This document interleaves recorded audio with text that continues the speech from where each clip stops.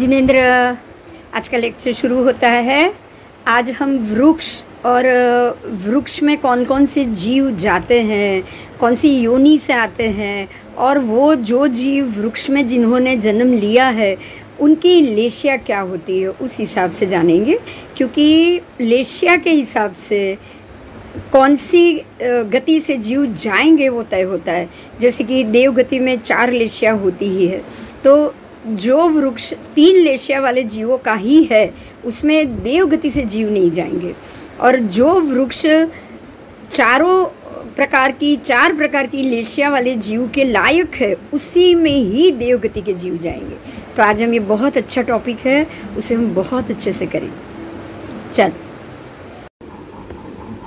चलो, લીમડો, આંબો, જાંબુ, કોસંબ, અંકોલ, પીલું, સેલું, સલ્લિક, મોજકી, માલુક, બકુલ, પલાશ, કરંજ, પુત્રંજીવક, અરિષ્ટ, બેડા, હરડે, ઉંબે, ભરીકા, ક્ષીરિણી, ધાવડી, પ્રિયાલ, પુતી, નિંબ, સેણહય, प्रासीय, शीशम, अतनी, नाग केसर, नाग वृक्ष, श्रीपर्णी और अशोक वृक्ष, ये सबके मूल में जो जीव उत्पन्न होते हैं।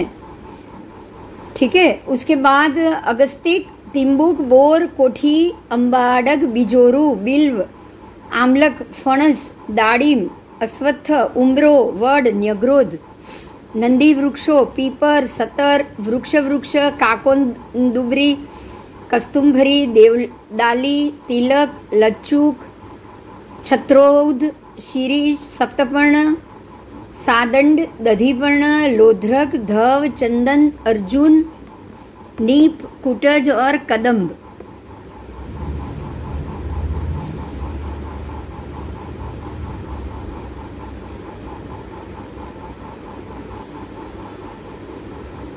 उसके बाद है वेंगण। अच्छा, तो ये जो ऊपर के जो वृक्ष में बोली अभी तक के, ये सारे वृक्ष में मूलादिक के अंदर 4, जैसे बिल्वा फड़, जैसे फणस, जैसे दाड़म, जैसे उम्बर, ये सबके अंदर 4 लेशिया वाले जीव होते हैं। तो ये सारी चीज हम खा सकते हैं। समझ में आ रही है आज ये क्या बात हो रही है? कौन से फल खाने चाहिए, कौन से नहीं खाने चाहिए, इससे मालूम पड़ जाएगा हमको।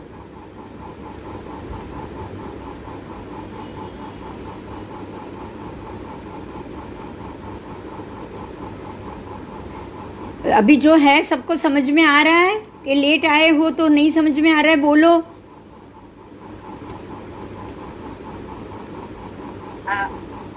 નથી સમજાણું, લેટ આવી છું। हाँ, तो अभी सुनो, थोड़ा मैं बोल रही हूँ, सुनो। वैसे भी रिकॉर्ड नहीं हुआ था, सुनो। वनस्पति के मूल में भी जो कौन से जीव जाते हैं इसका यहाँ महत्व है। ठीक है।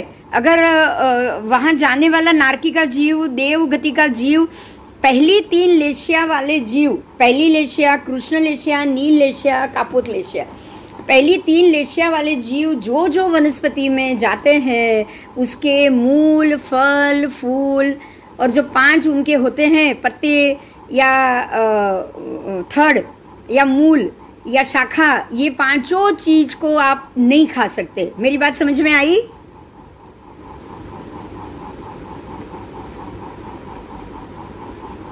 क्योंकि इसके अंदर पहली 3 लेशिया वाले जीव है, और पहली 3 लेशिया वाले जीव देवलोक से कभी नहीं आते। तो देवलोक से कोई जीव यहां नहीं जाएगा। क्लियर हुआ? आपके पास 2 बात आई। एक तो देवलोक से जीव यहाँ इसीलिए नहीं आते हैं क्योंकि देवलोक के जीव पहली 4 लेशिया वाले, तेजो लेशिया शुभ है, तो देवलोक से जीव तेजो लेशिया सहित होते, 4 लेशिया सहित ही होते। देवलोक में कोई भी जीव ये 4 लेशिया के ही मिलेंगे, 3 लेशिया के नहीं मिलेंगे। क्लियर हो रही है मेरी बात?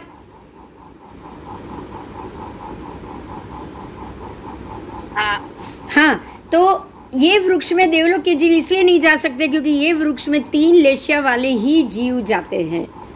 और हमारे लिए भी ये वृक्ष त्याज्य इसलिए है, त्याग कर दिया है, ना उसके फल फूल कुछ खाना नहीं है। क्यों? क्योंकि ये वृक्ष के मूल, फल, फूल, पत्ते, पेड़, पौधे सबके अंदर, शाखा, डंडी सबके अंदर 3 लेशिया वाले ही जीव है। इसीलिए उसका सर्वथा त्याग, क्योंकि जीव ही अशुभ है ना, अशुभ लेशिया वाले है ना। हाँ हाँ हाँ। तो इसी में और भी नाम है, मैं बोल रही हूँ, सुनिए और फिर से सुनिए कि आपको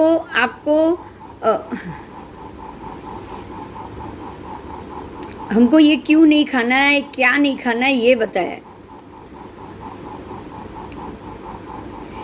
और भी है वांस, वेणु, कनक, कर्कावंश, चारुवंश, दंडा, कूड़ा, विभा, चंडा, वेणु का कल्याणी। आपको पता है कूड़ा करकट हम बोलते हैं, उसमें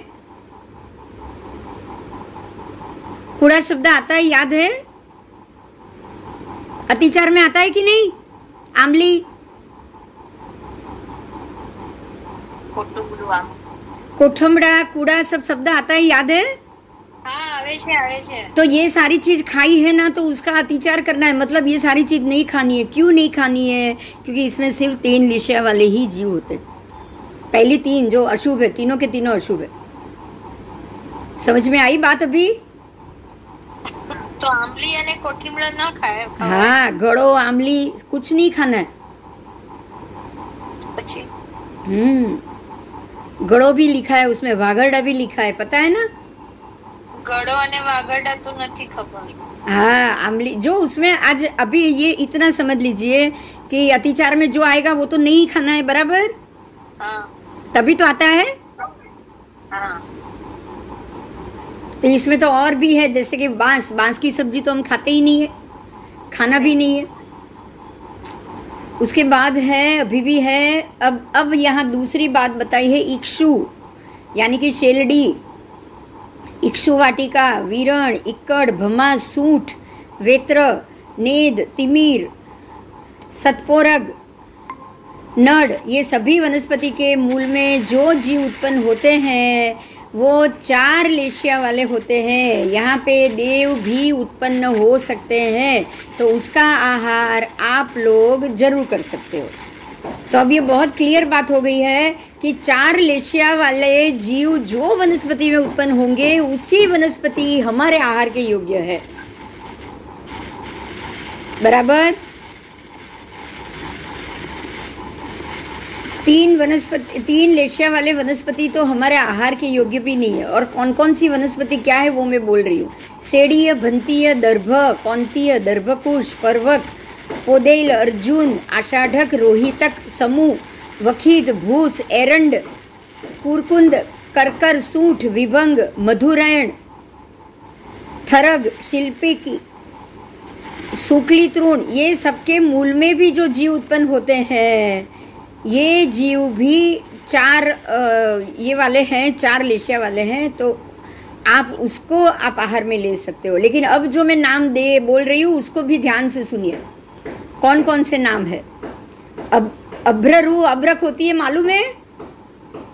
वायण, हरितक यानी कि लीली हळदर, तांदळ जौ वो भाजी, तृण, वत्थुल वत्थु की भाजी भी आती है, पोरक, मार्जारक, बिल्ली पालक जो बिलाड़ी के टोप है वो पालक भाजी, मार्जारक है वही वो बिलाड़ी के टोप है। उसके बाद दग्ग पीपली, तो जो पीपड़ के जो कूण होते हैं ना वो, दव्वी दरवी, फिर स्वस्तिक, शाड़ मंडुक, मूलक, मूली की भाजी, सरसव की भाजी, अंबिल शाक, वो आंबलीનું શાક આવ્યું જુઓ। આંબલી કોઠીમડા નથી ખાવાના, બરાબર? હા હા, તો આપણે બોલીએ છીએ અતિચારમાં આંબળી કોઠીમડા જે પણ ખાધું છે, તો એ અંબીલ શાક એટલે આંબલીનું શાક, આંબોળિયાનું શાક। फिर जियतंग, ये सबके मूल में भी ये जीव आते हैं, 3 लेशिया वाले आते हैं, यहाँ देव उत्पन्न नहीं होते।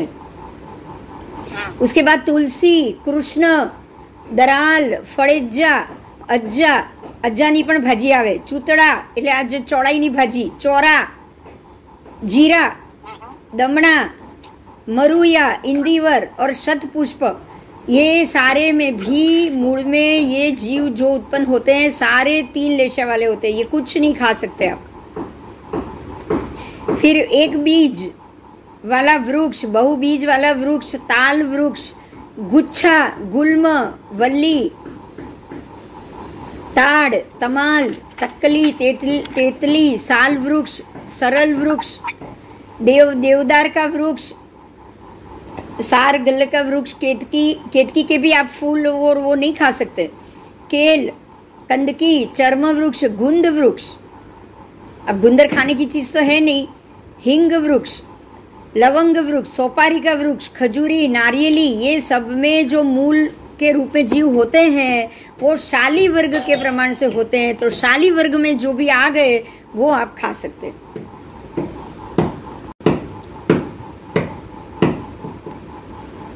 गुंद वृक्ष, हिंग वृक्ष, आप हिंग भी हम खा रहे हैं, लविंग भी खा रहे हैं, केड़ भी खा रहे हैं ना?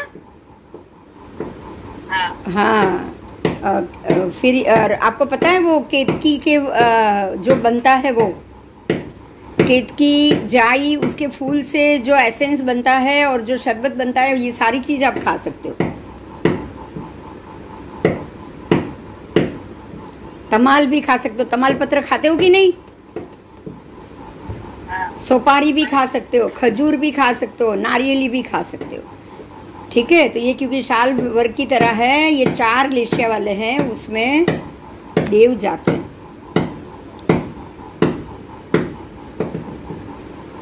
પણ આંબલી ના ખવાય ને? આંબલી તો હું બોલી જ નથી, આંબલી પહેલા મેં ના પાડી દીધી। હા, ન જ ખવાય ને આંબલી, ગળો, વાઘરડા, ઘણું બધું છે જે ન જ ખવાય। ગળો સત્વ આવે એ ગળો નહીં હોય? ના, એ ગળો નહીં, આ તો પેલું ગળો નથી, પંજાબી લોકો અથાણામાં નાખે છે ઓલી લાંબી। અચ્છા અચ્છા અચ્છા, લાકડા જેવું। હા, એને ગળો જ કહેવાય છે।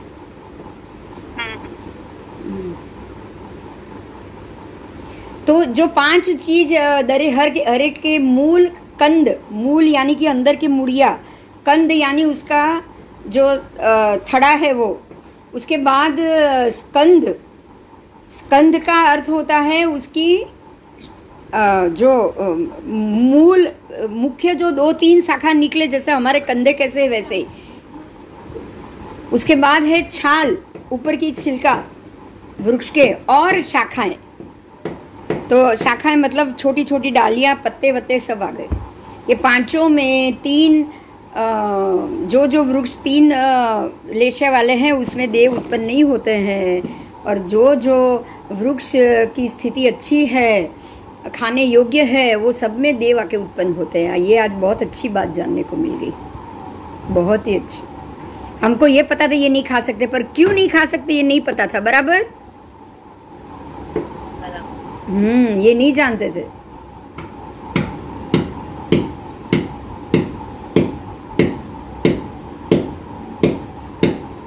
और जिनकी 3 लेशिया होती है उनकी स्थिति जघन्य अंतर्मूर्त की होती है, उत्कृष्ट 10,000 वर्ष की होती है। आपको ये भी याद रखना है, स्थिति थी सबकी एक ही है, लेकिन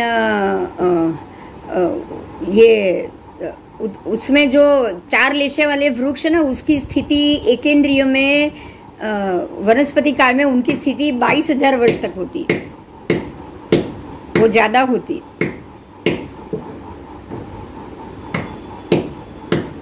आओ, उन सबकी अवगाहना भी अलग अलग है। लेशिया 4 होती है, देव उत्पन्न हो सकते हैं, स्थिति उनकी जगन्य अंतर्मूर्त की है, उत्कृष्ट वर्ष पृथकत्व है। वर्ष पृथकत्व प्रमाण मतलब कि सबके अलग अलग वर्ष। समझ में आया? कोई 21,000 वर्ष ऐसा नहीं। देखिए, जिनके 4 लेशिया वाले वृक्ष है ना, उनके कोई नियत नहीं है कि ये 21,000 या 10,000 से ज्यादा नहीं रह सकते। वर्ष पृथकत्व का मतलब कि सबके अलग अलग। अगर आप इसमें से जो आप खा सकते हैं वैसे वृक्ष लो, तो जैसे कि हमने ये ले लिया तमाल का वृक्ष, हमने ये ले लिया लविंग का वृक्ष, तो जरूरी नहीं है कि वो तमाल के वृक्ष की आयु और लविंग के वृक्ष की आयु एक ही हो, पृथकत्व होता है, अलग अलग होता है। अवगाना शरीर के अनुसार मूल और कंद धनुष पृथकत्व होता है। धनुष मतलब आप 2 हाथ चौड़ा करो तो कितना धनुष, ये ऐसे ऐसे ऐसे चौड़ा करो तो एक धनुष, और ऐसे तो एक धनुष पृथकत्व, मतलब आप इतनी उनकी मूल में अवगाना है, मूल में। देखो आज भी आपको इतना ही मिलेगा झाड़ का मूल, बोलो इससे ज्यादा मिलेगा किसी भी झाड़ का मूल नहीं मिलेगा ना। शाखा की गाव पृथकत्व, 2000 धनुष बराबर 1 गाव, तो इतने बड़े वो चौड़ा हुआ होता है। એ નહીં એનું એનું રાઉન્ડ ની વાત છે, અંદર કેટલા ઊંડા ઉતર્યા એ નહીં। અચ્છા ઓકે, મૂળ એટલે હા, મૂળ એટલે એનો ઘેરાવો। અચ્છા ઓકે ઓકે, કેટલા ઊંડા ઉતર્યા એમ નહીં। ઓકે મૂળ અને કંદ બંને કીધું, જો મૂળ અને કંદ એટલે નીચેનો થડો, અંદર જે ઉતર્યા છે એ મૂળિયા થઈ ગયા, એ નહીં। મૂળ અને કંદ એટલે એટલું જ। કંદ એટલે શું સમજાયું?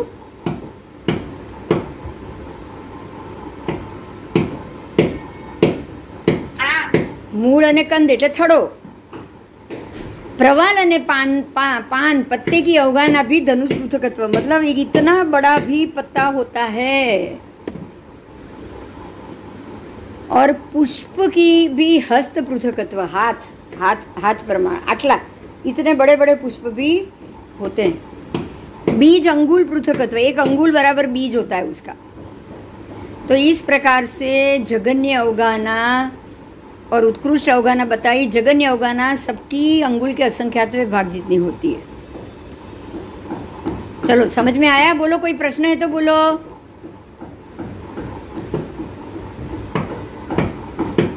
લીમડો, આંબા, જાંબુ, કોશંબ, અંકોલ, पीलू, सेलू, मल्लिक, मोचकी, मालुक, बकुल, पलाश, ये सब पलाश के पत्ते, बकुल के पत्ते मालूम है ना।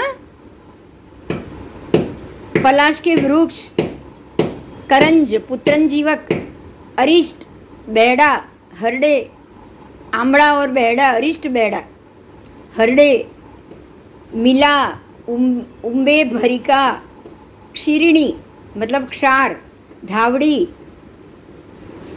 प्रियाल, पुती, निम्ब, शेणहय, पासीय, सीसम, अतमी, नागकेसर, नागवृ, श्री पर्णी और अशोक, ये भी सारे वृक्ष के ही नाम है। ये सब के सब वृक्ष के नाम है। इसके मूल में भी जो जीव उत्पन्न होते हैं वो जीव भी मूलादिक 10 उद्देशक ताड़ वर्ग के अनुसार इसको कहना चाहिए। जो ताड़ के जो वृक्ष के लिए बोला था ना, ऐसा यहाँ भी कहना चाहिए। समझ में आया? हमने जो ताड़ का वृक्ष बोला था वैसे होना चाहिए। तो इसमें तो चार लेशिया वाले जीव जाएंगे, तो देव भी यहाँ जाएंगे। और इसका कारण देखिए आप, परमात्मा जब भी समव शरण में बैठते तो किसी न किसी वृक्ष के नीचे बैठते हैं। हाँ, तो उनके नाम क्या है? अशोक वृक्ष है कि नहीं? अशोक वृक्ष, विशाल वृक्ष, ऐसे नाम है ना सबके। तो जो वृक्ष, अब आप ये सोचिए, अब जो वृक्ष के अंदर कृष्ण लेशिया, नील लेशिया, कापोत लेशिया के जीव है, उसके नीचे परमात्मा बैठेंगे क्या? तो अब आपको ये समझ में आ रहा है? अगर आप ऐसे कोई ऐसे ही वृक्ष के नीचे बैठे होंगे तो क्या आपको शांति मिलेगी? नहीं। ये सीधी बात है, बहुत ही सिंपल बात है। हमको क्या ऐसे वृक्ष या ऐसी जगह नीचे बैठना या ऐसे वृक्ष का पेड़ पौधे खाना, फल फूल खाना, आपको क्या शांति मिल सकती है क्या? बोलो। नहीं। हाँ, नहीं मिल सकती है। बहुत बहुत अच्छे से ये समझ में आ रहा है। आज तक यही सोचते थे कि नहीं खाना है, मतलब नहीं खाना है। पर क्यों नहीं खाना है? देखिए कुछ चीज़ तो कोई सीजन में नहीं खाना है, क्योंकि उसके अंदर जीव उत्पन्न होते होंगे। कुछ चीज़ तो ऐसे ही नहीं खाना है, तो क्यों नहीं खाना है? समझ में आ रहा है? ये झाड़ के पुष्प भगवान को क्यों नहीं चढ़ते? होते हैं ना ऐसे सवाल, होते हैं कि नहीं? होते। हाँ। अब अगस्तिक, तिंदुक, बोर, कोठी, कोठी मतलब जो कोठा होता है वो, अंबाडग, बिजोरू, बिल्वफड़, आम्लकफड़, फणस, दाडम, अश्वत्थ, उम्ब्रो, उम्ब्रो का भी फल होता है, वृक्ष होता है, वड, वडना झाड़ना टेटा અને बोर, न्यग्रोध वृक्ष, नंदी वृक्ष, पीपर जो लिंडी पीपर आती है वो, सत्तर,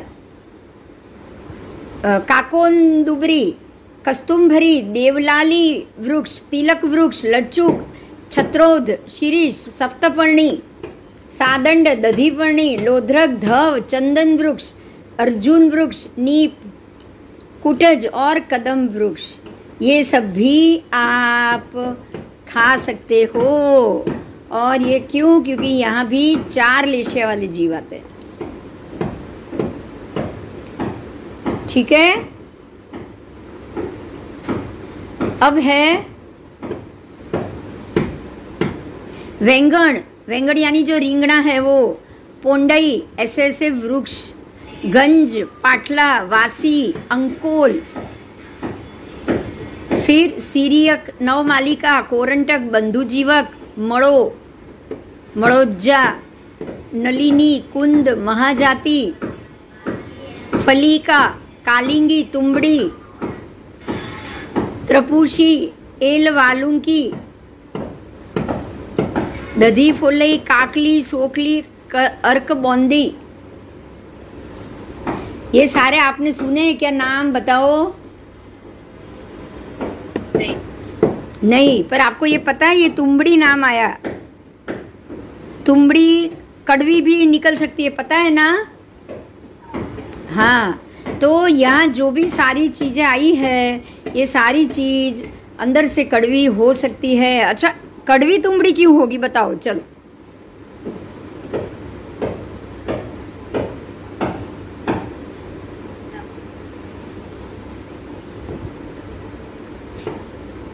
ऐसा तो है नहीं, बोल नहीं सकते ना कि किसी जीव ने काट लिया है, क्योंकि ककड़ी भी तो बहुत बार कड़वी निकलती है। हाँ, ककड़ी भी बहुत बार कड़वी निकलती है। तुरिया, ककड़ी, ये सारी चीज बहुत बार कड़वी निकलती है। फॉरवर्ड भी निकले। फॉरवर्ड पण कड़वा निकले। हाँ, ये तो उनकी लेशिया में ही फर्क हुआ ना, हुआ कि नहीं? હવે જો લેશિયા જ શુભ ન હોય તો શું થાય અંદરના જીવની? અંદરના જીવની લેશિયા જ શુભ ન હોય તો શું થશે બોલો? સર્પની લેશિયા કેવી? સર્પની લેશિયા કેવી? ના ના ના રે ના, ના રે, થાય તો ખરા જ ને। સર્પની લેશિયા કેવી છે? ચાલો, એના શરીરમાંથી કોઈ વસ્તુ આપણા શરીરમાં આવે તો તમે બચો ખરા? ના, સવાલ જ નહીં। હા, તો આ ઝેરી જીવો જે છે એની લેશિયા અશુભ જ છે, તો આપણે જાણીએ જ છીએ ને।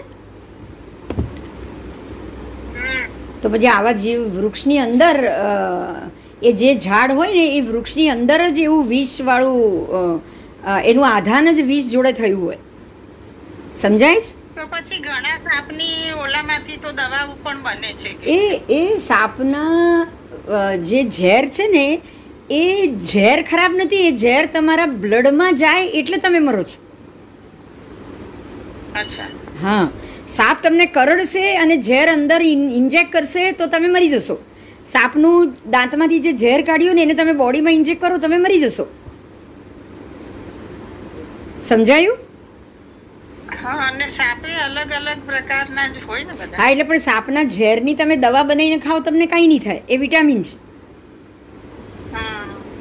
એમાં વિટામિન છે એટલા માટે। જ્યારે ચંદકોશિયાનું તો કેવું કહે છે કે એની નજરમાં જ ઝેર હતું એટલે એવા સાપો આવે ને કે જો આપણી હવે નજર હવે પડે સમજો, તોય હવે જો અત્યારના લેટેસ્ટ એક એક્ઝામ્પલ આપીશ, તમને ખ્યાલ આવી જશે આ વાત. કીમોની જે દવા બને છે ને, હમ, કેન્સર પેશન્ટના અંદરના જમ્સને મારવા કીમોની જે દવા બને છે ને, એ 1000 સાપના ઝેરની બરાબર હોય છે. અચ્છા 1000 સાપના ઝેરમાંથી જ દવા બને છે. એક બોટલ એ લોકોની કીમોની જે ઇન્જેક્શન હોય છે ને, એમાં 1000 સાપનું ઝેર હોય છે. બોલો, સમજાયું? સમજાયું? હા.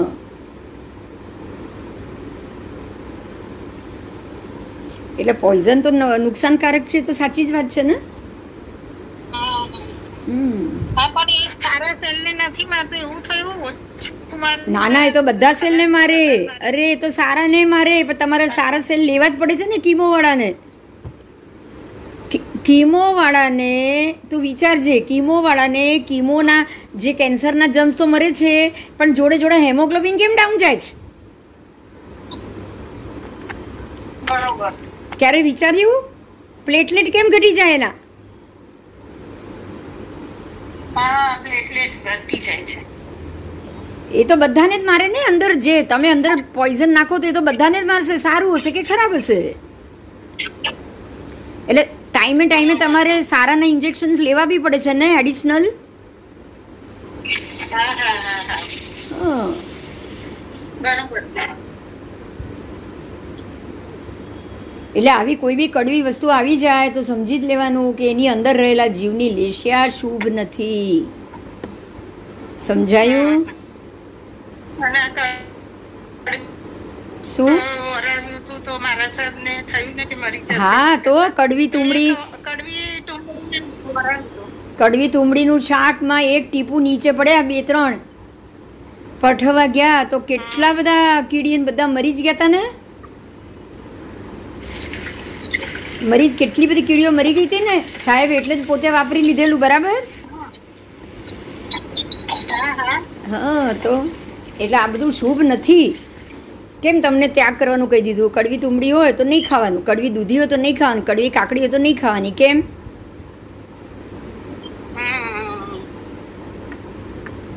બરોબર છે. આ ઘણા દૂધી ખાઈને હમણાં નથી મરી જતા. હા, તો મરી જ જાય ને. પણ હવે દૂધી કડવી આવી બધી વસ્તુઓ કડવી આવી ગઈ એટલે સમજી જ લેવાનું કે એ જ્યારે ઝાડ રોપાયું છે ને, ત્યારે એના રોપાની અંદર જ પોઈઝન ગયું છે. સમજાય? અને કાં તો કોઈ સાપ કે કોઈ ડંખ માર્યો હોય, કોઈ વીછે ડંખ માર્યો હોય, તમને કઈ ખબર છે? બરોબર છે. હા હા એ લોકો ડંખ મારે તો અંદર એ લોકોનું ઝેર તો અંદર જવાનું જ છે ને. વીછી સાપ કોઈ ડંખ મારશે એને તો એવું પણ બને ને. આવો હવે છે. હા, આલુક, લોહી, અવક, પાઠા. પાઠા એટલે પેલું કુવાર પાઠું બધું આવે છે એ. માંસપર્ણી, માંસપર્ણી. જો આ બધું સાંભળવા જેવું છે. માંસપર્ણી मतलब ये कुछ पत्ते हैं. मांसपर्णी का मतलब समझ में आया?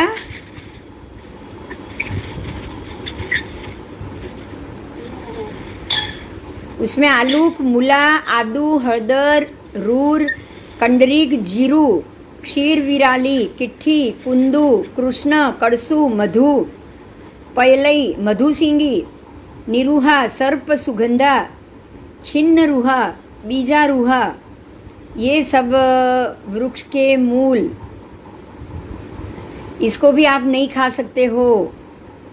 ये वंश वर्ग की तरह नहीं खाने लायक है. समझ में आया?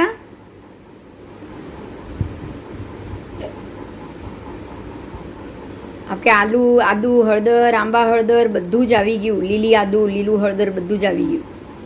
એટલે આમાં આદુ હળદર છે પણ આમાં સૂઠ નથી. સમજાય છે? આદુ લખી પણ સૂટ નથી લખી. બરાબર?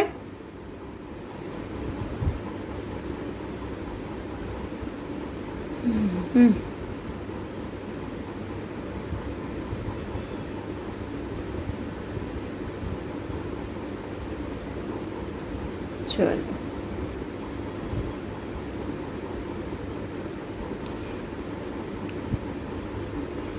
लोही, नीहू, थीहू, थिमगा, अश्वकर्णी, सिंहकर्णी, सियुंडी, मुसुंडी, उस ये सब भी त्याज्य है। देखिए अश्वकर्णी, अश्व के कान होते हैं ना वैसे पत्ता वाला। देखो यहाँ पे स्पेशली ये सबको वनस्पति को ऐसे प्राणियों के नाम क्यों दिए गए, समझ में आ रहा है?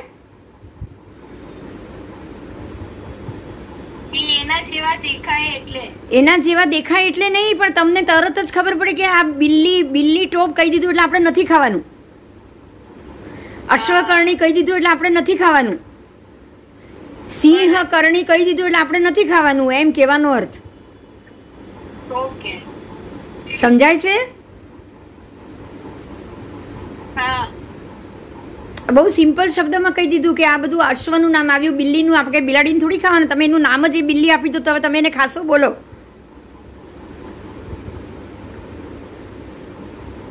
ખાશો?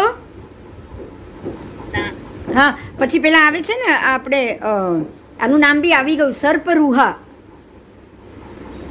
સર્પરૂહા, સર્પ સુગંધા, સર્પરૂહા. પેલા નથી આવતા આપણે મોગરા, મોગરા નથી આવતા લાંબા લાંબા? મોગરા, મોગરા આવે ને લાંબા, એ સર્પરૂહા જેવું થયું ને.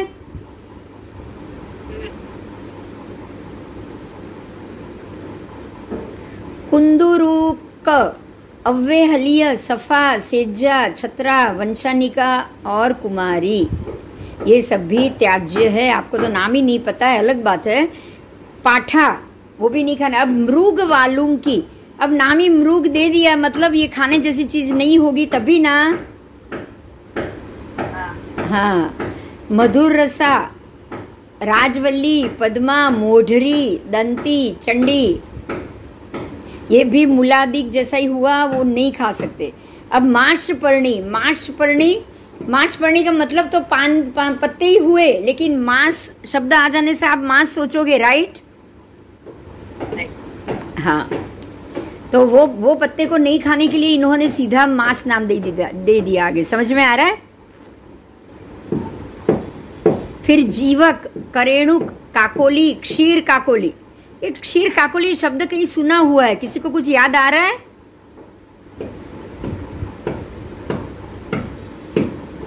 ये काकोली, क्षीर काकोली कहीं आ रहा है, उसमें आ रहा है क्या? अतिचार में आ रहा है क्या?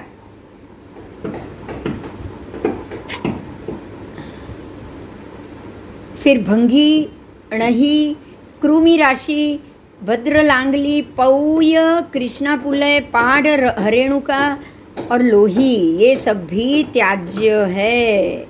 ये सभी स्थानों में देव उपजते नहीं है, इसीलिए ये हर एक स्थान में पहले की 3 ही लेशिया होती है, खाली 3 लेशिया, इसलिए यहाँ कोई देव उत्पन्न नहीं होते। समझ में आ गया? हाँ,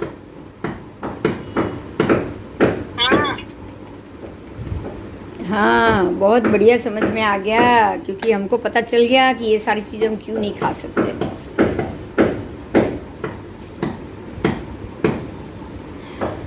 चलो आओ,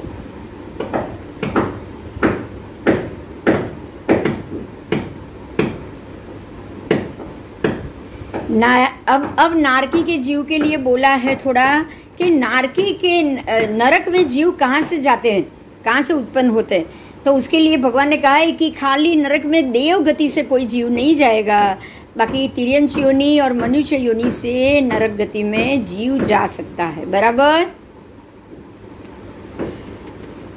ये तो पता है ना सबको? हाँ,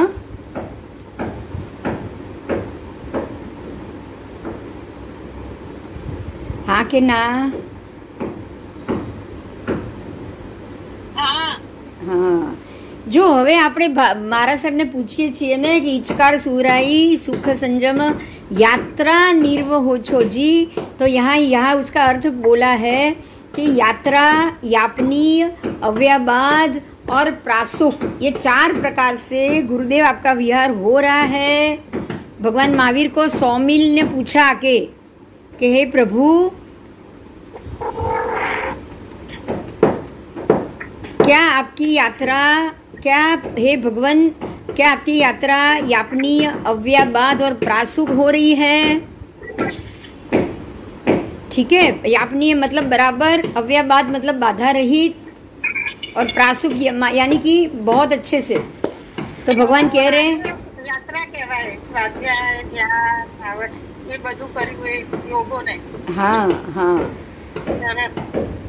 तो भगवान ने जवाब दिया, हे सौमिल, तप, नियम, संयम, स्वाध्याय, ध्यान और आवश्यक। फिर से बोल रही हूँ, तप, नियम, संयम, स्वाध्याय, ध्यान और आवश्यक। कितने हुए? 6 आवश्यक हो गए। हाँ, 6 आवश्यक हो गए।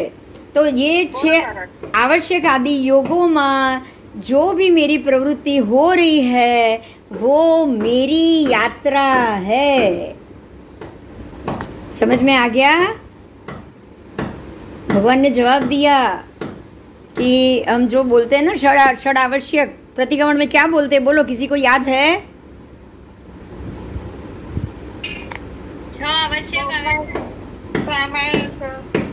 सामायिक, પછી બીજું 24 સથ્થો, નહીં લાઈન સર, પહેલું સામાયિક, પછી 24 સથ્થો, સામાયિક 24 સથ્થો, વંદન, પછી પડીકમણું, પછી કાવસક અને પછી પચખાંડ। જો બધું સવારના પોરમાં જ આવી જાય તમારું। પહેલું, સૌથી પહેલું આવશે સામાયિક। સામાયિકમાં તો છો જ તમે। આ તો ગુરુ, આપણી વાત નથી, આ તો મારા સાહેબ ભગવાન છે ને, એટલે એ તો દીક્ષામાં જ છે ને, આપણી વાત નથી।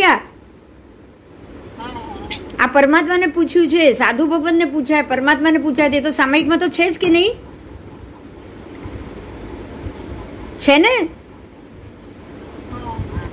એટલે સામાયિક, પછી 24 સથ્થો। એ 24 સથ્થો મતલબ 24 ભગવાનની સ્તુતિ, તીર્થંકર પરમાત્માની સ્તુતિ। તો એ લોકો પણ પોતે આગળના નમો તીર્થસતો કહે જ છે ને। ભગવાન પોતે બી તીર્થને નમન કરે છે કે નહીં? હા, વંદન કરે છે। નમો તીર્થસ કહીને હાથ જોડીને વંદન કરે છે। આગળના બધા તીર્થંકર પરમાત્માની સ્તુતિ પણ કરે છે। હા, 24 સત્તો, પછી વંદન, પછી પડીકમણું। તો 2 ટાઈમ પ્રતિક્રમણ બી આવે ને એ લોકોને? રોજે રોજના પ્રતિક્રમણ છે કે નહીં? પછી કાવસક આવ્યો અને ધ્યાન। કાવસક એ ધ્યાન કરે છે, કાવસક અને પચખાંડ હોય। તપ તો વાપરવાનું, નહીં તો નહીં, તો આખું 6 આવશ્યક થઈ ગયા ને। તો હવે યાપનીય શું છે? હવે એમાં યાપનીય શબ્દ નવો આવ્યો। યાપનીય શું છે? તમને યાપનીય શું છે એમ સૌમિલ પ્રશ્ન કરે છે। કોણ કરે છે? सौमिल पूछे थे, हे भगवान, आपको यापनीय है वो क्या है? तो परमात्मा ने जवाब दिया, हे सौमिल, यापनीय 2 प्रकार का है। कितने प्रकार का? 2 प्रकार। एक है इंद्रिय यापनीय, दूसरा नो इंद्रिय यापनीय। ठीक है, एक है इंद्रिय यापनीय। इंद्रिय यापनीय मतलब आपका पुद्गल हुआ, पूरा शरीर हुआ। पुद्गलास्थि का है ना 5 इंद्रिय, शरीर, स्पर्शनेन्द्रिय, रसनेन्द्रिय, घ्राणेन्द्रिय, चक्षु इंद्रिय और श्रोत इंद्रिय, 5 इंद्रिय मिलके शरीर बना है। तो ये आपका इंद्रिय यापनीय आपका शरीर हुआ, बराबर। और नो इंद्रिय यापनीय क्या है? सुनिएगा, ध्यान से सुनिएगा। देखो, इंद्रिय यापनीय में श्रोतेंद्रिय, चक्षु इंद्रिय, घ्राणेन्द्रिय, जिह्वेन्द्रिय और स्पर्शनेन्द्रिय, क्या ये 5 इंद्रिय उपघात रहित आपके अधीन वर्तन कर रही है? अगर हाँ, तो इंद्रिय यापनीय है। बात समझ में आई?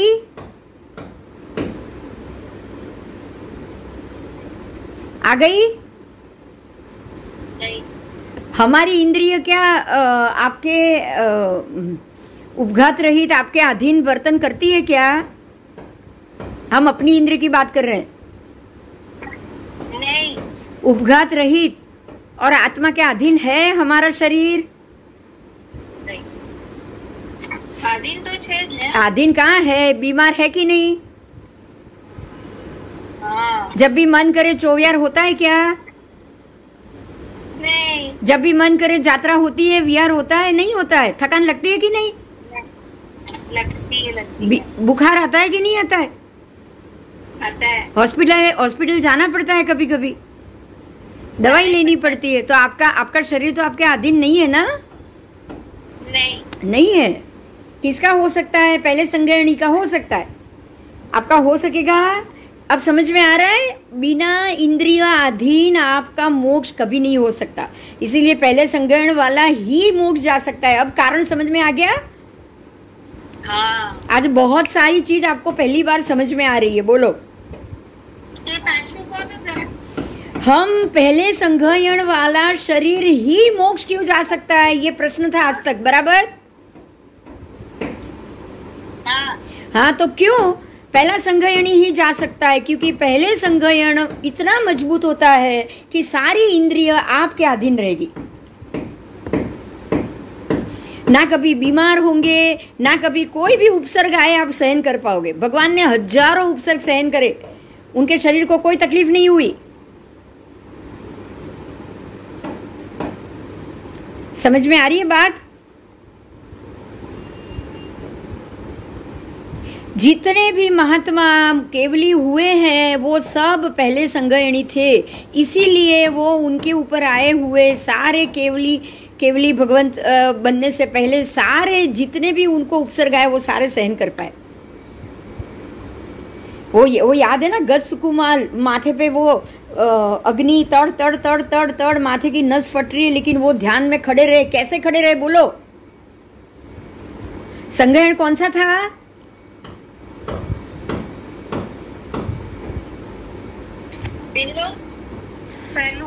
पहलू संग्रहण, पहला संग्रहण था, तभी वो मजबूती से खड़े रह पाए ना। હા, પણ આ પત્તું એ નથી, એટલે મેં વિચાર કર્યું કે આમાં શું આવે છે. શું? આ પેજ બદલ્યું નથી મને લાગે એટલે.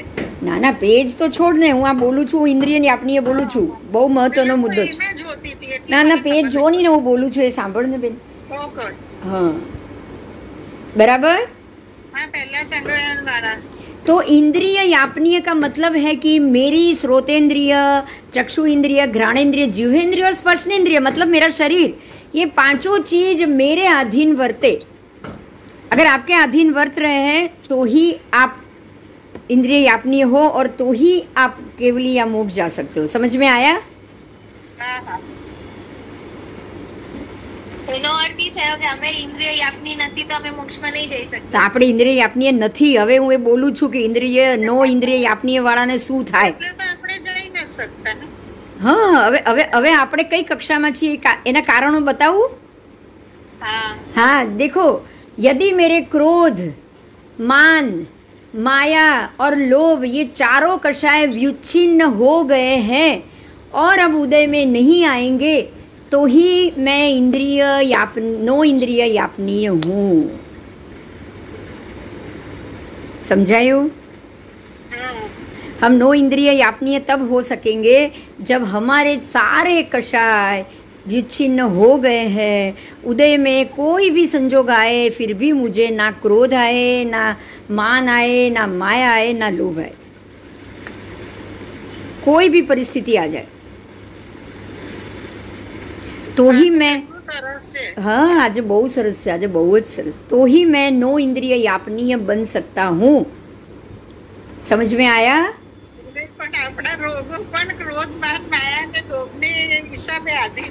अब समझो, अब ध्यान से समझो, इसी चीज को ध्यान से समझो। सबसे पहले आपको क्या करना है? आपको पहले नो इंद्रिय यापनी की प्रक्रिया शुरू करनी है। बराबर है। अब नो इंद्रिय यापनी की प्रक्रिया शुरू करोगे तो ही पुण्य बंधेगा। आपके क्रोध, मान, माया शांत हो गए, आप नो इंद्रिय यापनी बन गए तो इंद्रिय यापनी तो अपने आप बन जाओगे। हाँ हाँ। बोलो। अच्छा, अब यहाँ आपको दोनों चीज अलग दे दी है, ध्यान से सुनिए।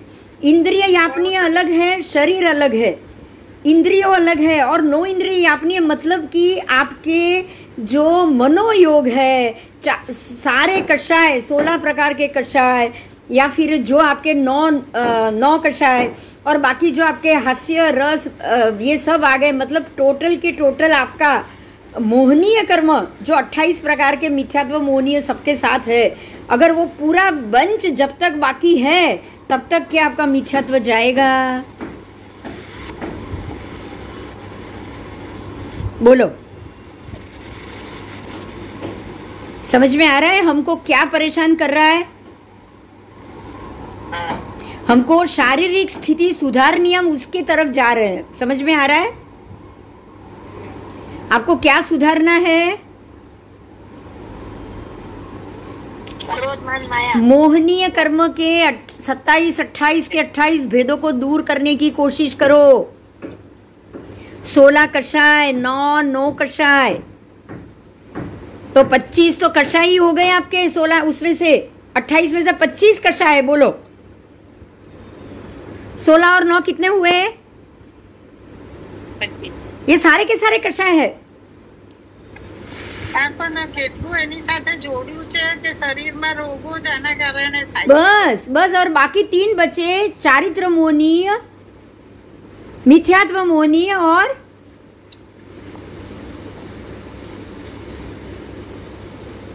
बोलो तीसरा, दर्शन मोहनीय है कि नहीं?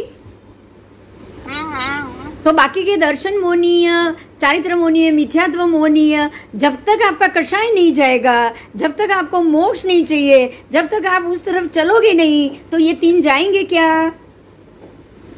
नहीं। अब कितनी भी दीक्षा लो, ऐसे 28 प्रकार के मोहनीय को 9 कषाय, इंद्रिय यापनीय आप नहीं हो, और कितनी भी दीक्षा लो, कुछ हो पाएगा? नहीं। खाली पुण्य बंधाया, खाली पुण्य बांधोगे मनुष्य। संस्कार में रखड़વાનું છે। हाँ, बस मनुष्य भव मिलेगा, खाली पुण्य बंधेगा, कोई हिसाब किताब खाली नहीं होगा। जब ऐसा भी हिसाब आ जाएगा कि बहुत पुण्य भोगने के लिए राजा बन गए और वापस नरक में चले गए, होगा ना? અને આયુર્વેદિક ની સાથે કેટલું જોડ્યું છે એને બોલો। આ ભગવતી સૂત્ર છે બેન। હવે તું વિચાર કે આપણે થોડા ભગવતીના પાના ભણીએ, જરા આખું ભગવતી ભણીએ તો શું આવશે એમાં? શું થાય? હા બરોબર છે, કશું બીજું કઈ થાય જ નહીં।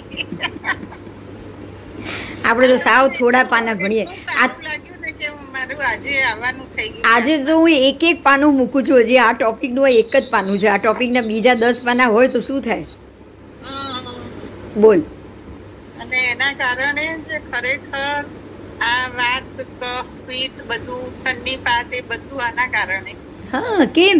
કારણ કે ક્રોધ આવવાનો છે એટલે શરીરની અંદર ઉથલ પાથલ હોगी। क्रोध करोगे, मान करोगे, कषाय करोगे, शरीर में जो उथल पाथल होगी, वो शरीर के अंदर जो आपने जो ज़्यादा गुस्सा भरा है तो शरीर में एसिड का प्रभाव बढ़ेगा, शरीर के अंदर अणु परमाणु के अंदर गुस्से का प्रभाव बढ़ेगा। तो क्या होगा? वो जो चेंज आएगा, आपकी एक भी इंद्रिय, स्पर्शनेन्द्रिय यापनीय होगी क्या उससे? जो इंसान क्रोध में होता है वो कभी भी अच्छा डिसीजन ले सकता है? सही डिसीजन ले भी नहीं सकता। लोभी है वो भी नहीं ले सकता। बराबर? हम बोलते ही है जहाँ लोभिया हो ત્યાં ધુતારા હોય જ। લોભી તો હંમેશા ધૂતાય ને ધૂતાય। આપણે બોલીએ છીએ ને કહેવતો, હા, ધુતારા ભૂખે ન મરે એમ। જ્યાં લોભિયા હોય ને ત્યાં ધુતારા કોઈ દિવસ ભૂખે ના મરે। કેમ? કારણ કે તમારું ધ્યાન લોભમાં જ છે। ક્યારે કોઈ લૂંટી જશે કે તમને ખબર ही नहीं पड़े। तो ये हुई आपके क्रोध मान माया लोभ आदि सभी 25 के 25 कषाय अगर विच्छिन्न नहीं हुए हैं और उदय में आ रहे हैं, एक के बाद उदय में आ रहे हैं, तो आप कहाँ से 9 इंद्रिय यापनीय बनोगे? बताओ जरा। तो हम वही स्थिति से जा रहे हैं ना आजकल, रोज हमेशा। कितना भी दिमाग ठंडा रखा होगा, लेकिन कभी कोई हस्बैंड ने कोई बात बोल दी तो कितना गुस्सा आ जाता है 2 मिनट में, बोलो।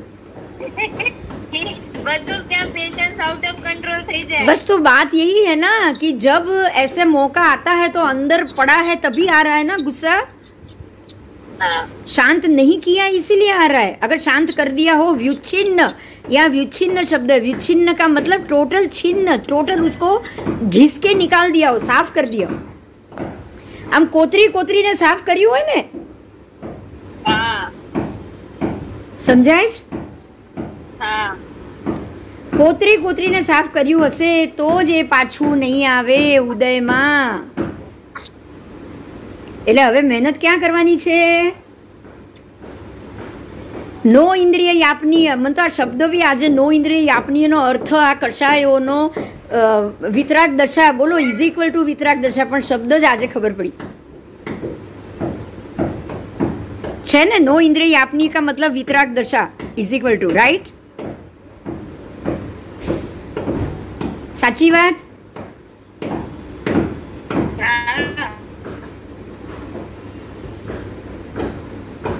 હવે સાંભળો તો અવ્યાબાદે શું છે? નો ઇન્દ્રિય યાપની આવી ગયું, ઇન્દ્રિય યાપની આવી ગયું, નો ઇન્દ્રિય યાપની આવી ગયું। ઇન્દ્રિય યાપની મતલબ કે ઇન્દ્રિય મારી તાબામાં છે, સ્પર્શનેન્દ્રિય, શ્રોતેન્દ્રિય બધું તાબામાં છે। મને કચરો સાંભળવો નથી, મને કાંઈ પણ બોલવું નથી, મને કાંઈ પણ તરફ નજર નાખવી નથી। પછી નો ઇન્દ્રિય યાપનીય પણ હવે વ્યુચ્છિન્ન થયા છે। જો એના પર તાબા નથી શબ્દ વાપર્યો, એના પર કાબુ નથી કીધો, સમજાય છે? ક્રોધ, માન, માયા, લોભ પર કાબુ નથી કરવાનો, પણ શું કરવાનું છે? એને વ્યુચ્છિન્ન કરવાના છે, બિલકુલ ખતમ કરવાના છે, પૂરા કરવાના છે, એને અધૂરા નથી છોડવાના। વાત સમજાય છે? સંજોગોથી ભાગવાનું નથી, સમજાયું? સંજોગોથી ભાગવાનું નથી। ઘરવાળાથી કંટાળીને દીક્ષા લઈ લઉં ને જતી રહું એટલે મારા ઝઘડામાં આ લોકોના મોઢા જોવા માટે, આ નહીં ચાલે। તો પછી કેવી રીતે કરશું? પૂરા કરવાના છે, વ્યુચ્છિન્ન। એટલે દરરોજ જે લોકોની સામે ફેસ કરીને પેશન્સ રાખીને ખોલો, ખુલ્લા તમે લોકો ચર્ચા કરો અંદર, હું આવું 1 મિનિટ। અને ચૂપ રહેવામાં પણ આપણને એમ થાય કે મેં બહુ મોટું કામ કર્યું એમ નહીં, મારા ઘરમાં ભોગવાઈ ગયા એ સાથે, તો બીજી વાર આ હિસાબ પૂરો થશે ને તો અહીંયા પૂરું થઈ જશે। પછી એ વ્યક્તિ પણ સામે નહીં આવે જિંદગીમાં, બીજા ભાવમાં નહીં આવે, પણ હિસાબ બાકી રહ્યો હશે ને જરાક પણ તો પાછું આવી જાય, અને ડબલ ફોર્સથી આવે પાછું। આપણને એમ થાય કે મેં સહન કર્યું, હિસાબ પૂરા, ખુશ થવાનું એમ। અહીંયા મારો હિસાબ પૂરો,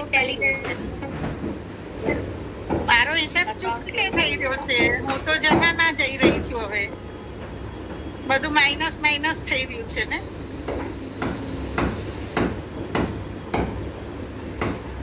એટલે બહુ બધું આમ આપણને એમ થાય કોઈ હોય તો જ મજા આવે, એ બધું છે જ નહીં।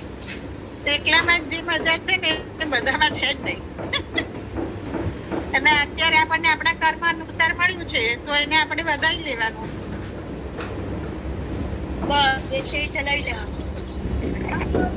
લઈ લેવાનું, પોઝિટિવ જ, નેગેટિવ લેવાનું એને ભોગવવાનું આવે। બધું નકામું જાય, આપણી મહેનત કરી હોય ને, આપણે એમ કઈ મેં સહન કરી, એક દિવસ તો મારું મગજ ગયું, એક દિવસ ગયું ને એટલે પાછું હતા ત્યાં આવીને ઉભા રહી જઈએ આપણે। એનું કારણ એટલું જ કે જો તમે સંજોગોથી ભાગ્યા તો જ આ બને, નહીં તો નહીં। બરોબર છે. સંજોગોથી ભાગવું એ સોલ્યુશન નથી. સોલ્યુશન એ જ છે કે ભલે થોડો બી તમને અત્યારનો ગુસ્સો આવી રહ્યો છે, ઓકે, પણ સામેની એ વ્યક્તિની સામેથી તમારે જવાનું નથી, પણ ચૂપ રહેવાનું છે. કોશિશ કરવાની છે 10 મિનિટ ગુસ્સો આવે અને 2 મિનિટ શાંતિ થાય. આપણે એમ વિચારો 12માંથી પહેલાં 10 મિનિટનો ગુસ્સો હોય ને 2 મિનિટ તમે શાંત રહો, પછી ધીરે ધીરે 6 મિનિટનો ગુસ્સો ને 6 મિનિટ શાંત રહો. સમજાયું? સમજાયું? પછી ધીરે ધીરે 4 મિનિટ જ ગુસ્સો આવે અને બાકીની તમે 8 મિનિટ શાંત રહો. એવું પણ બને કે નહીં?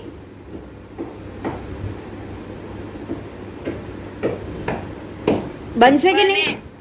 હા, તો એ રીતે તમારે સમય હંમેશા આ બધા જે પણ તમારી સામે કશાય આવે છે ને, કશાયને કાઢવા પડે, કશાયને મૂળથી કાઢવા પડે. એનું નામ વ્યુચ્છિન્ન. વ્યુચ્છિન્ન એટલે એને મૂળમાંથી કાઢવા પડે, એને દબાવાય નહીં. સમજાય છે? કઈ કઈ વસ્તુને નહીં દબાવાય? મનના ભાવો. કશાય બધા મનના ભાવ છે. બોલો, કઈ છે બીજું? એટલે તો 11 પેટમાં પડાય છે. પણ એટલે મનના ભાવને તમે બદલી શકો, એટલે બદલવા પડશે ને. હું આજ સમજાવું છું. મનના ભાવને તો તમારે બદલ્યા વગર તો નીકળશે જ નહીં. એટલા માટે તો જ્ઞાન જોઈએ, અને જ્ઞાનના કારણે આપણે આને યુઝ કરી અને આપણે શાંત રહી શકીએ પરિસ્થિતિમાં. હા, તો એને અવ્યાબાદ કહેવાય. એને શું કહેવાય? અરે એને વ્યુચ્છિન્ન કહેવાય. નો ઇન્દ્રિય યાપનીય કહેવાય. એને શું કહેવાય? અચ્છા, અવ્યાબાદ એટલે એવું નહીં કે અવ્યાબાદ તો હું હવે બોલું છું. અવ્યાબાદ હું હવે બોલીશ. ઓકે. પણ જે નો ઇન્દ્રિય વ્યાપનીય શું છે? જો તમે નો ઇન્દ્રિય વ્યાપનીય નથી કર્યું તો શું થાય? સમજાય છે? હા, બરોબર. જો તમે આ નો ઇન્દ્રિય વ્યાપનીય નથી કરી રહ્યા તો શું થશે?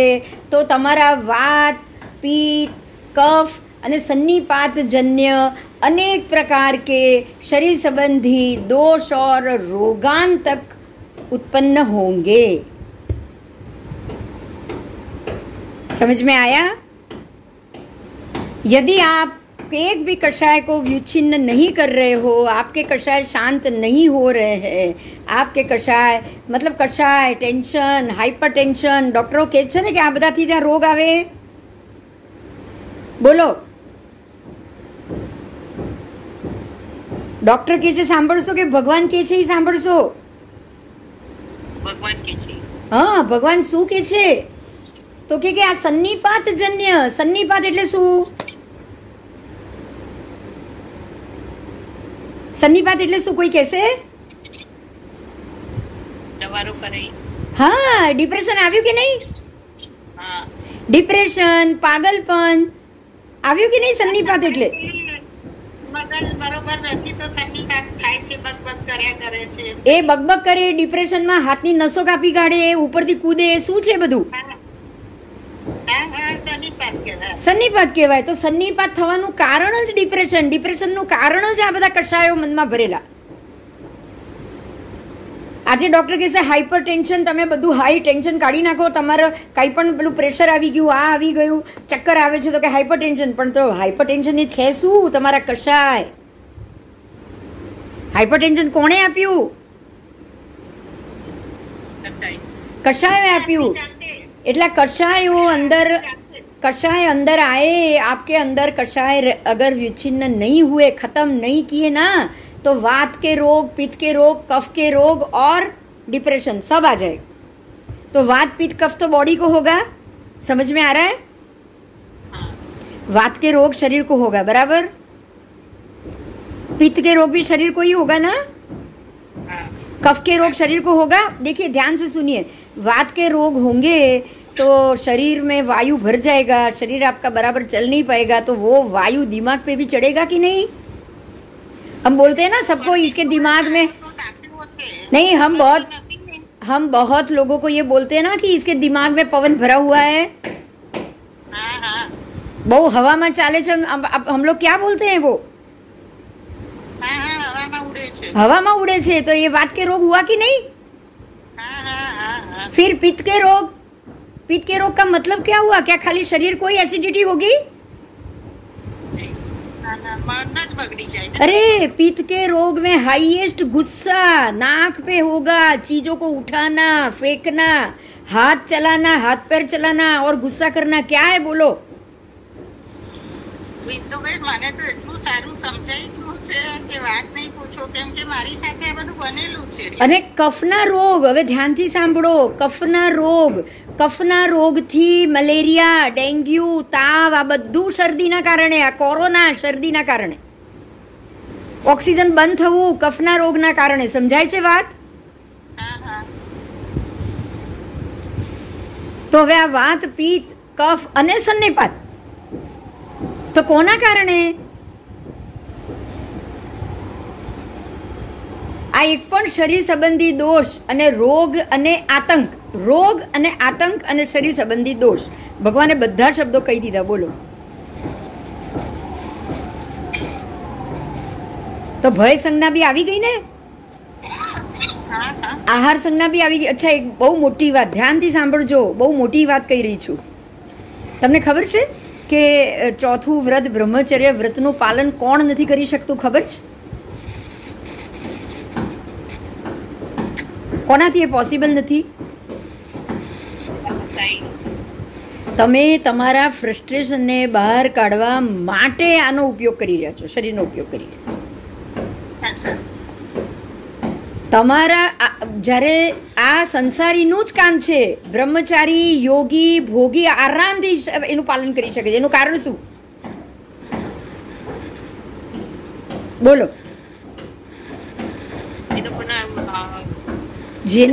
जिनके मन शांत हो चुके हैं, जो वितराग दिशा में चले गए हैं, जिनके कषाय शांत हो चुके हैं, उनको कषाय अंदर के गुस्से को बाहर निकालने के लिए कोई किसी का शरीर चाहिए ही नहीं. समझ में आ रहा है? ये बात समझ में आ रही है? जो रेप होता है ना, वो क्या है पता है? मैं कहूँ वो तो आज इतनी खुश हूँ बस. हाँ, जो रेप होता है क्या होता है पता है? जो रेप करने वाला नॉर्मल बिहेव भी कर सकता है कि नहीं? हाँ. लेकिन वो रेप क्यों कर रहा है? तो कषाय हुआ ना कि कुछ और हुआ? तो वो कषाय उसके ऊपर दिमाग में इतना चढ़ चुका है, तो वो भी एक डिप्रेशन है कि वो देखता भी नहीं सामने कौन है, 5 साल की बच्ची है या कौन. बोलो, देखता है वो? तो ये हुआ क्या? उसने अपना ही अंदर का कषाय बाहर निकाला ना किसी और के ऊपर. उसने क्या निकाला? आपके शरीर के अंदर जो कषाय के कारण जो चेंज हो रहा है, वात, पित्त, कफ, वो कफी है. वो क्या है आपके शरीर में से जो बाहर निकलता है वीर्य के रूप में, वो और आपके नाक के जो सर्दी निकल रही है, दोनों में कोई फर्क है क्या? बोलो. नहीं. कफ है, कफ, ये कफ है. तो ये कब बाहर निकलेगा? आपको जरूरत पड़ेगी, बार बार पड़ेगी. किसको पड़ेगी? जिसके अंदर गुस्सा भरा होगा उसको, जिसके अंदर कषाय भरे होंगे उसको. बोलो, होगी कि नहीं? होगी. आप देखेंगे ना, ये एग्जाम्पल दे रही हूं मैं आपको, ध्यान से सुनिए. वो जो बिन लादेन था ना, 50 बच्चे थे उसके, 8 बीवियां थी ऑफिशियल.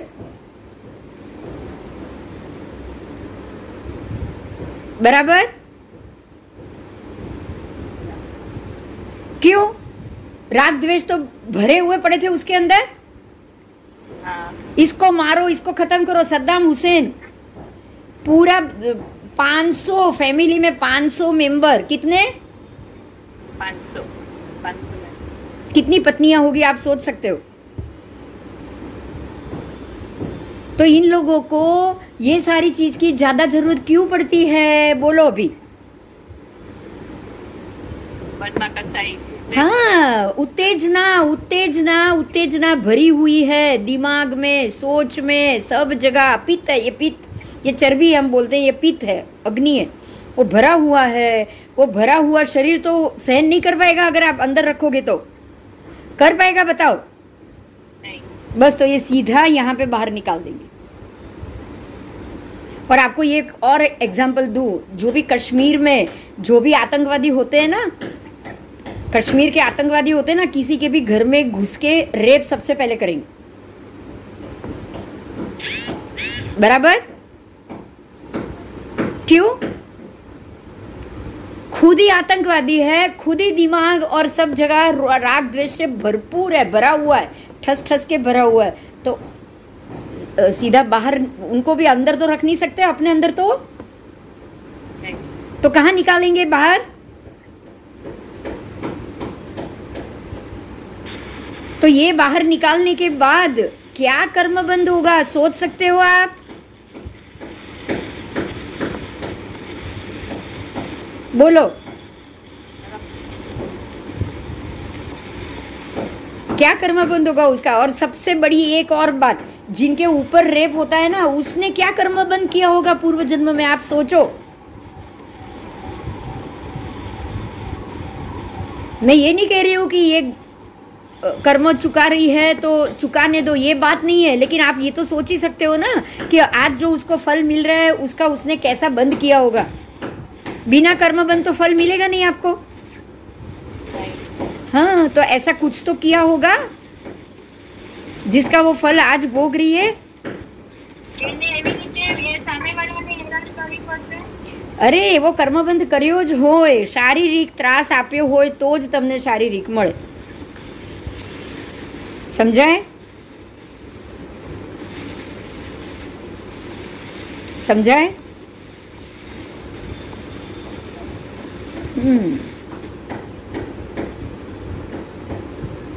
चलो, तो ये अव्याबाद क्या है? तो मेरे वात, पीत, कफ और सन्निपात जन्य अनेक प्रकार के शरीर संबंधी दोष, रोग और आतंक अगर उपशांत हो गए हैं और अब वो उदय में नहीं आ रहे हैं, तो वो अव्याबाद हुआ। अव्याबाद मतलब बिल्कुल बाधा रही। तो अब ये वज्र वृषभ के अलावा किसी और को हो सकता है? नहीं। तो वज्र वृषभ संग्रहणी ही अव्याबाद होगा ना? हाँ। और प्रासुक विहार क्या है? प्रासुक विहार क्या है? तो हे सोमिल, आराम, उद्यान, देवकुल, सभा, परब, स्त्री, पशु, नपुंसक रहित, ये सबके रहित जो वस्ती है उसमें जाके रहना, निर्दोष और ऐषणीय पीठ, फलक, शैया और संथारा पे रहना। वो शैया हो तो निर्दोष होनी चाहिए, वो पीठ हो, पीठ यानी कि बैठने की पत्थर की जगह, वो भी निर्दोष ऐषणीय होनी चाहिए। फिर फलक, फलक यानी कि फ्लोर, वो भी निर्दोष और ऐषणीय होना चाहिए, और शैया संथारा भी निर्दोष और ऐषणीय होना चाहिए। तो ये हुआ प्रासुक विहार, बराबर?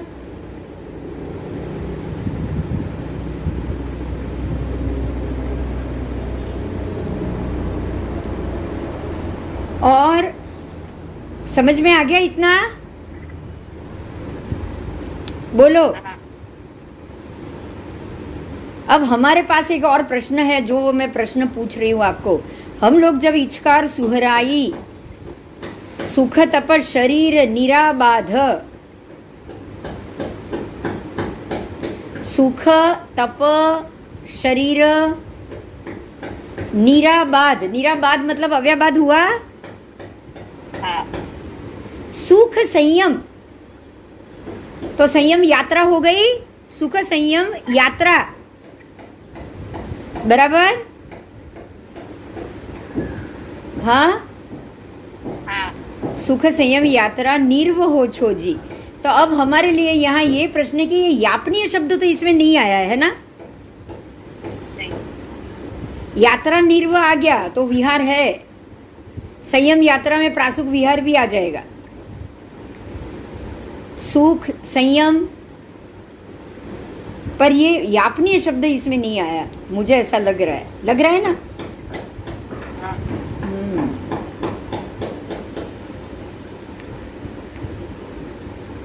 चलो चलो बोलो, ये टॉपिक खत्म हुआ, कोई प्रश्न है इसमें? बहुत अच्छा हुआ, आज तो बहुत ही अच्छा हो रहा है।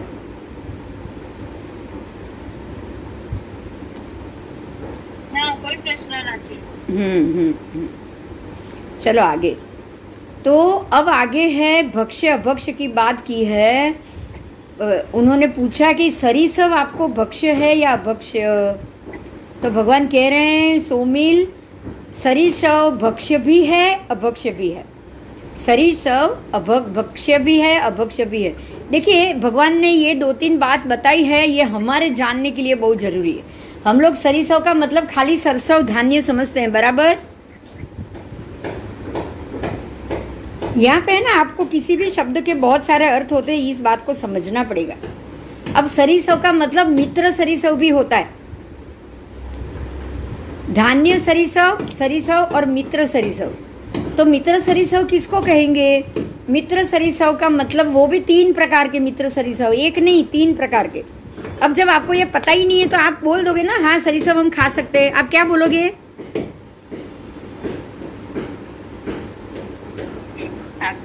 आप बोल दोगे खा सकते हैं, पर मित्र सरीसृप क्या है वो मालूम नहीं है।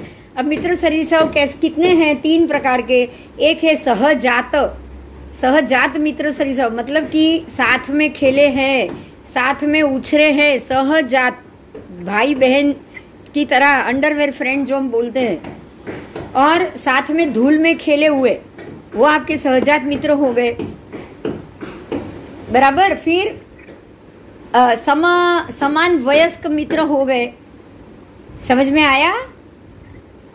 और अंडरवेयर फ्रेंड मतलब साथ में खेले हुए हो गए, साथ में उछरे हुए हो गए, साथ में खेले हुए हो गए, और समान वय के हो गए। तो ये तीनों मित्र को आप खा सकोगे?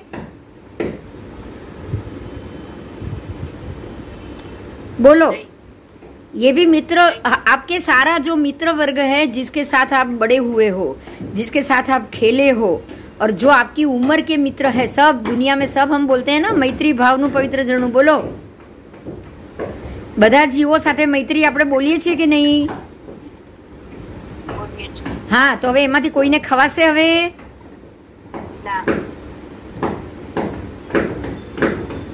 સમજાઈ ગયું? તો અભક્ષ્ય પણ થયા ને મિત્રો?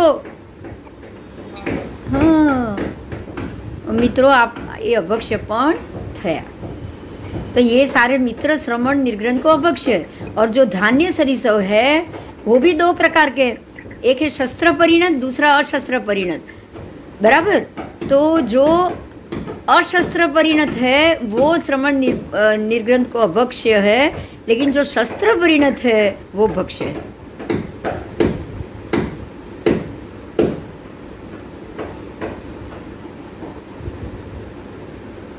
शस्त्र परिणत भी 2 प्रकार के, ऐषणीय अनैषणीय। उसमें भी जो ऐषणीय है वो भक्ष्य है, और जो अनैषणीय है सरीसृप वो भक्ष्य नहीं है। ठीक है? अब जो ऐषणीय जो भक्ष्य बोले थे उसके भी 2 प्रकार, याचित अयाचित। याचित अयाचित मतलब जो अयाचित है तो वो तो है ही नहीं योग्य, तो वो अभक्ष्य है, और जो याचित है, जो योग्य है, वो है भक्ष्य। अब जो याचित सरीसृप है उसके भी 2 प्रकार, जो मिले हुए और नहीं मिले हुए। तो जिसमें जो नहीं मिले हुए वो आप नहीं खा सकते, लेकिन जो मिला हुआ है वो भक्ष्य है। अब आपको समझ में आया? खाली सरीसृप बोल दोगे हमें भक्ष्य है तो हम कितना गलत और मिथ्यात्व बोलेंगे। बोलो। तो इसीलिए केवली भगवान भी चुप ही रहते हैं, ज्यादातर जवाब नहीं देते हैं, बराबर? क्योंकि उनको तो पता है कि मैं यहाँ बोल दूंगी यहाँ जाओ धान्य भक्ष्य है, सरसों भक्ष्य है, तो बहुत सारा गलत हो जाएगा। वो गलत बोलेंगे क्या, बताओ? नहीं। इसलिए वो जो बोलेंगे, उन्होंने ये सब समझाया। अगर सब नहीं समझाए तो सब चीज खानी हो जाएगी, हाँ, तो ये गलत हो जाएगा। तो केवली भगवान को इसीलिए पूछो तो वो सब डिटेल से जवाब देना पड़ेगा उनको, वो छोटे में जवाब नहीं दे सकते। तो क्या इस तरह से हमको भी नहीं करना चाहिए? हमको भी करना चाहिए। आप डिटेल से जवाब दो, सामने वाले को नहीं सुनना है चला जाए, बहुत अच्छा है, कोई बात नहीं। और जो सवाल हुआ है उसका ही जवाब दो। एक और काम ये करो, कोई भी बिना सवाल या बिना कोई बात जवाब देने जाओगे तो सामने वाला आपकी बात नहीं सुनेगा। तो आपको बिना कारण बोलना है क्या? नहीं। नहीं, बराबर। तो इस प्रकार से खाली सरीसव भी आपको कम से कम 12 प्रकार के बता दिए भगवान ने। उसमें से एक चीज, एक प्रकार का ही आप आहार कर सकते हो, बाकी नहीं। इसी तरह मांस भक्ष्य है या अभक्ष्य है, तो मांस में भी भगवान ने अलग अलग बात बताया। मांस का मतलब क्या है? तो ब्राह्मण के नए में मांस के 2 प्रकार, एक है द्रव्य मांस, एक है काल मांस। तो जो काल मास है वो है श्रावण महीना, भादरवा महीना, आसो महीना, कार्तिक महीना, वो मास ही है ना। हाँ, तो ये सारे द्रव्य मास काल मास हुए। तो काल मास 12 प्रकार के, तो वो तो आप श्रवण निर्ग्रहण खा पाएगा? नहीं खा पाएगा। तो काल मास तो वो खा नहीं पाएगा, वो भक्ष्य है। और जो द्रव्य मास है उसके भी 2 प्रकार, एक है अर्थ मास, दूसरा है धान्य मास। तो जो अर्थ मास है, अर्थ मास मतलब सोना, रूपू, चांदी, उसके दागिने, वो भी अर्थ मास कहा जाता है। उसको क्या कहा जाता है? अर्थ मास। आपके पास जो भी मिल्कत है वो अर्थ मास है। तो क्या उसको आप खा सकोगे? नहीं। तो किसको खा पाओगे? तो अर्थ मास तो आप खा नहीं सकते, बराबर। तो अब जो आपके पास धान्य मास है, तो धान्य मास आप खा सकते हो। पर धान्य मास के भी 2 प्रकार, तो शस्त्र परिणत, अशस्त्र परिणत। तो उसमें से आप अशस्त्र परिणत नहीं खा सकते, शस्त्र परिणत ही खा सकते। तो शस्त्र परिणत के भी 2 प्रकार। तो बराबर उसी प्रकार से जैसे सरसों की बात की थी, इसी प्रकार धान्य मास को भी हम समझेंगे। तो धान्य मास के भी जो बाद में जो 2 भेद आए हैं, वो भी इसी प्रकार से आगे जाएगा। समझ में आया? तो मिले हुए, नहीं मिले हुए, उसमें जो नहीं मिले हैं वो नहीं खा सकते, जो मिले हुए हैं वो ही भक्ष्य है। ठीक है? तो धान्य मास वो खा सकता है, श्रवण खा सकते, और वो भी मिले हुए। जो नहीं मिले उसको वो मांग के नहीं खा सकते। अब समझ में आ रहा है? धान्य भी गुरु भगवान मांग के क्यों नहीं खा सकते? बोलो, समझ में आया? धान्य मास भी 2 प्रकार के हैं, मिले हुए, नहीं मिले हुए। अगर गोचरे लेने गए और है ही नहीं तो वो मांग के नहीं खा सकते। जो मिला है उसी को ही ले सकते। समझ में आ रहा है अभी ये भी?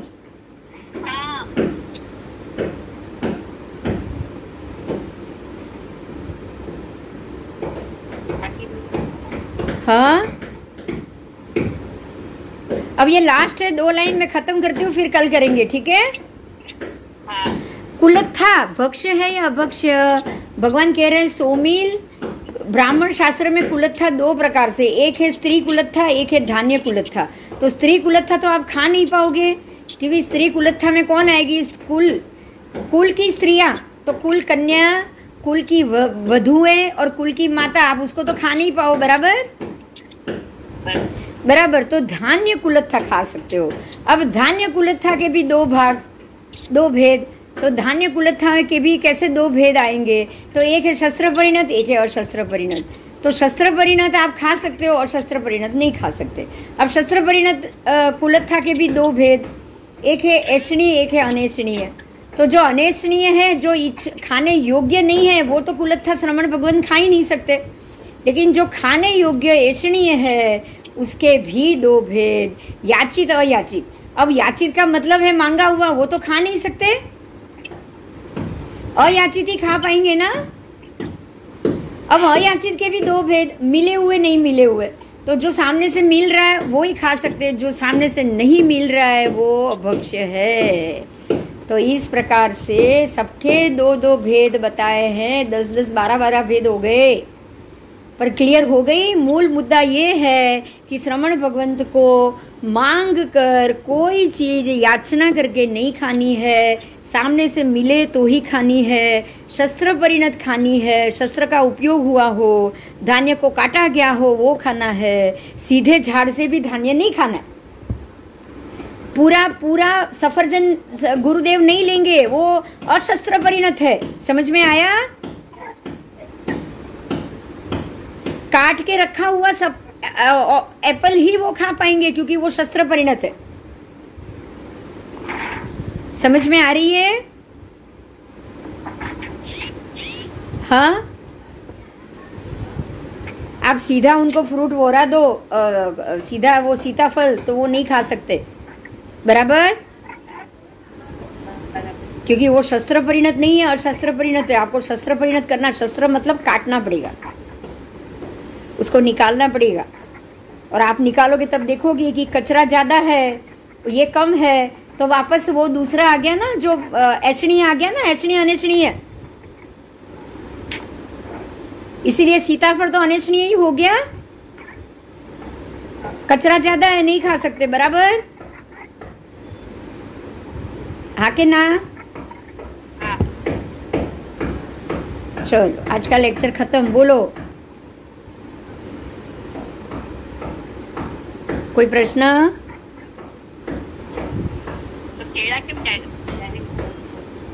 કેળા કેળું તોડેલું ડાયરેક્ટ નથી ખાવાનું, પછી છાલ તો ઉતારી શકો છો। केले में छाल भी और अंदर का केला दोनों का एक ही जीव होता है। आप अगर छाल उतार के रखोगे तो भी एक ही जीव, और छाल के साथ रखोगे तो भी एक ही जीव। इसीलिए वो तोड़ा हुआ रखना है आपको, मूल से उसको तोड़ना पड़ेगा। आप पूरी लूम नहीं लेंगे वो, पर एक तोड़ा हुआ होगा तो छिलके के साथ भी उस वक्त छिलका निकाल के आप दे सकते हो, क्योंकि छिलके वाला रखो तो भी एक ही जीव, छिलके बगैर रखो तो भी एक ही जीव। तो बात एक ही हो गई ना, बराबर? हाँ,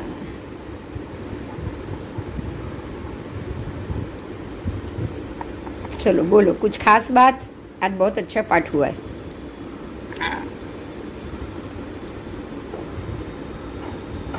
चलो तो जय जिनेन्द्र। हाँ जी, जय जिनेन्द्र। कल मिलेंगे वापस। प्रणाम बेन। प्रणाम प्रणाम, काल पाछा મળીએ। हाँ।